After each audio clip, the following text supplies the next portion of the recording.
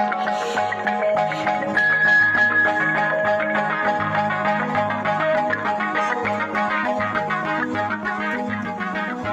po yung pinunta natin dito? Ano po yung pinala?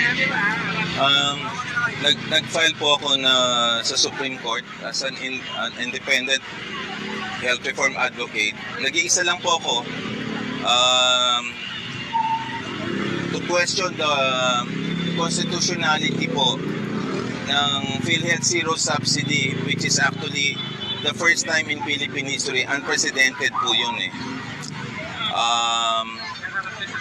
Ang unang rason, it violates po ang syntax law na dapat pumunta ho sa PhilHealth po yun.